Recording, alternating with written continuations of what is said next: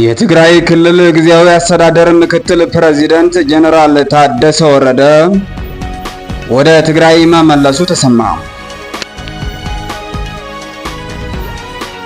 በማይናማርና በታይዋን ባጋጠመው የመሬት መንቀጥቀጥ ምክንያት የሞቱ ሰዎች ቁጥር ጨምሯል።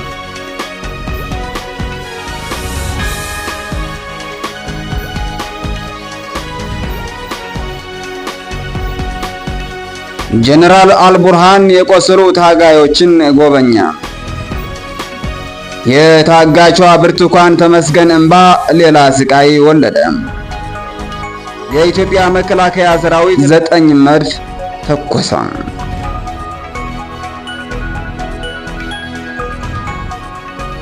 የታይዋን ፕሬዝዳንት የግል ጠባቂዎች የቻይና ሰላይ ሆነው ተገኙ። ሰላም ጤና ይስጥልኝ። የተከበራችሁና የተወደዳችሁ ቤተሰቦች፣ ይህ ድምጸ ብዙሃን ሮራ ሚዲያ ነው። እነሆ የሰዓቱ አበይት ዜናዎች። በቅድሚያ የትግራይ ክልል ጊዜያዊ አስተዳደር ምክትል ፕሬዝዳንት ጀነራል ታደሰ ወረደ ዛሬ ወደ ትግራይ ክልል ማቅናቱ ተሰማ። ጀነራል ታደሰ ወረደ ባለፉት ቀናት ያደረገው የአዲስ አበባ ጉዞ ጨርሶ ዛሬ ወደ ትግራይ መመለሱ ተነግሯል።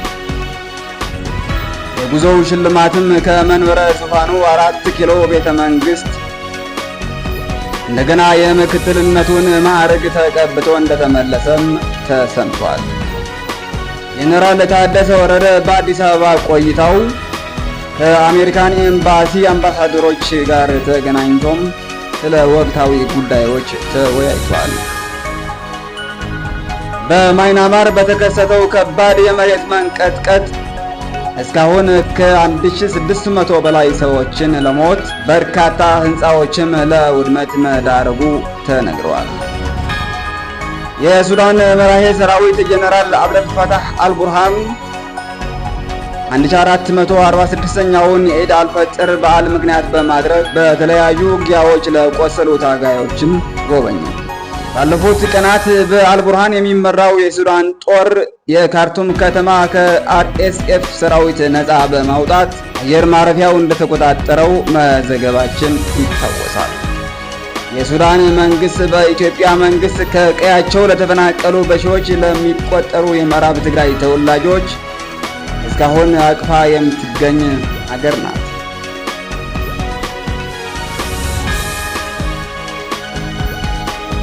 የታጋቿ ብርቱካን ተመስገን እንባ ሌላ ስቃይ ወለደ። የሳምንቱ የብርቱካን ተመስገን ነገር የኢትዮጵያ ጆሮ ተቆጣጥሮታል።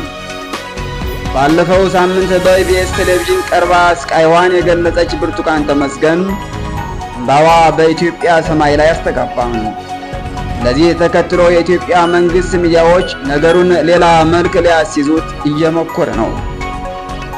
ለዚህ ማሳያና ተቀጥያ የሆነው ዛሬ 5 የኢቢኤስ ቴሌቪዥን ጣቢያ ሰራተኞች በሽብር ወንጀል ተጠርጥረው ፍርድ ቤት ቀርበዋል።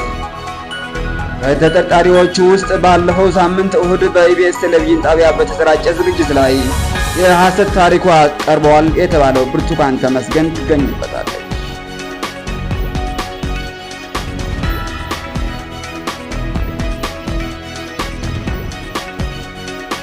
የኢትዮጵያ መከላከያ ሰራዊት ለበዓሉ ክብር 9 መድፍ ተኮሰ።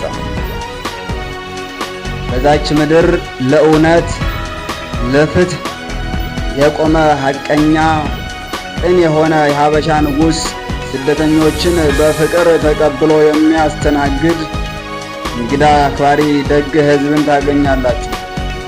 ወዳጆቼ እባካችሁ ነፍሳችሁን አድኑ።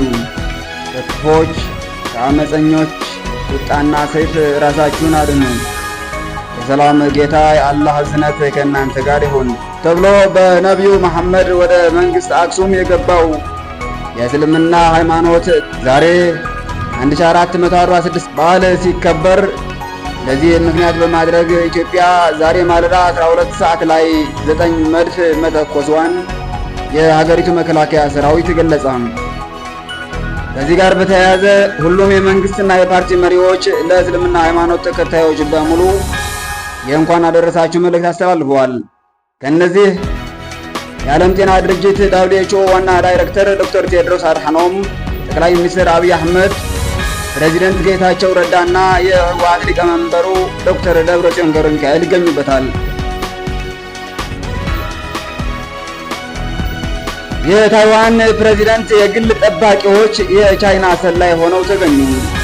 ለቴሌግራፍ ይዞት በወጣው መረጃ የታይዋኑ ፕሬዚደንት ሌይ ቺንግዶ 4 የግል ጠባቂዎች የቻይና ሰላይ ሆነው በመገኘታቸው በቁጥጥር ስር ውለዋል። 4ቱ የፕሬዚደንቱ የግል ጠባቂዎች ምስጢራዊ መረጃዎችን ለቻይና አሳልፈው በመስጠት የተወነጀሉ ሲሆን ከ10 ወር ጀምሮ እንደየጥፋታቸው ክብደት እስከ 7 ዓመት በሚደርስ ጽኑ እስራት መቀጣታቸውም ተነግሯል። ውጥረት ተለይቶት በማያውቀው የቻይናና የታይዋን ግንኙነት የስለላ ዜና አዲስ ነገር ባይሆንም ይህኛው ክስተት ግን ትንሽቱን ደሴት ከዳር ዳር ከማሸበር ባለፈ የተቀረውን ዓለም ጭምር እጅን በአፍ ያስጫነ ሆኗል። ክቡራትና ክቡራን ለዛሬ ያዝናቸው ዜናዎች ተከታተሏቸው እንደቆያችሁ ይመስሉ ነበር። አክብራችሁ ስለምታደምጡን ከልብ እናመሰግናለን። ይህ ሮራ ሚዲያ ነው። መረጃዎቻችን ፈጥነው እንዲደርሷችሁ ላይክ፣ ሼር፣ ሳብስክራይብ ማድረግን አትርሱ። የነገ ሰው ይበለን።